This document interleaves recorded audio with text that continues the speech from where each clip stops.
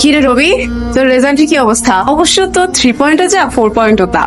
মানে মানে তুই যত ভালো রেজাল্ট করিস না কেন, তোর এই চেহারা দেখে তোকে কেউ পিয়নের চাকরিও দিবে না।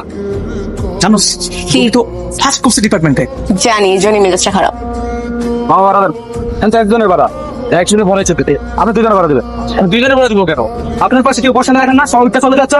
একটা দুই সিট আরাম করে বসে আছেন, দুই সিটে বাড়া দেন। আমার পাশে সাইড বসতে যাবে সেটা কি আমার দোষ? আমি কি কাউকে বসতে এখানে মানা করেছি? আপনার পাশে কোনো মানুষ বসতে পারে? কেন বুঝতে পারবো না কেন? নিজের চেহারা সম্পর্কে ধারণা থাকলে আমার সাথে তর্ক করতে আসতেন না। কি বলছেন? নিজের চেহারা দেবো কেন?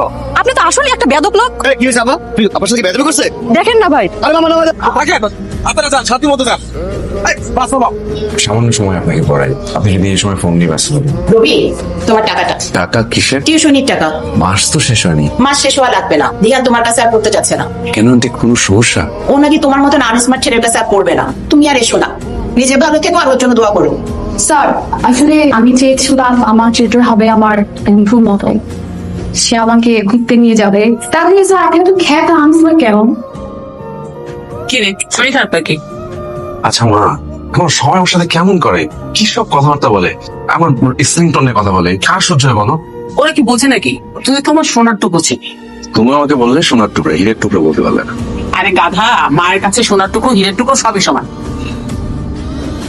আপনার তো দারুণ result, brilliant. Thank you sir. আপনার তো আগে কোনো এক্সপিরিয়েন্স নাই। না স্যার। আপনি এই জব রেসপন্সিবিলিটিটা জানেন? জি স্যার, ক্লায়েন্ট ডিল করা। আর খুব স্মার্টলি ক্লায়েন্ট হ্যান্ডেল করতে হয় প্রতিটা মিটিং এ। অ্যাকচুয়ালি স্যার, আমি যদি ঠিকঠাক ট্রেন আপ হই, আমি শিওর যে আপনাদের যে জব রিকোয়ারমেন্ট সেটা ফুলফিল করতে পারবো। কিন্তু আমার তো মনে হচ্ছে না আপনি কনফিডেন্ট। কেন প্রিয়? কারণ আপনার লুকসটা কেমন যেন ম্যারা, স্মার্টনেস নাই, মানে বলছে স্পার্কটা নাই চেহারায়। দেখো জুয়েল, আপনাকে যখন আমি প্রথম দিন দেখছিলাম সেদিন কিন্তু আমার এই একই রকম ফিলিংস।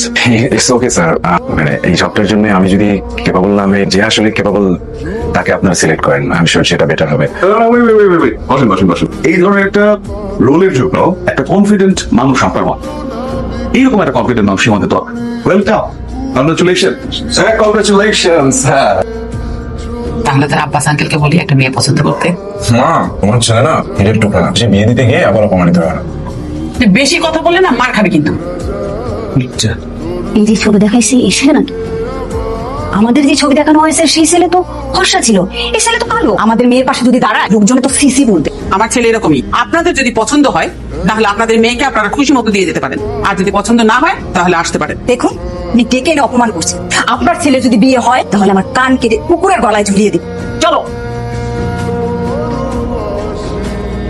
সরি, আমি না এত তাড়াহুড়ো ছিলাম, একদম খেয়াল করি নাই।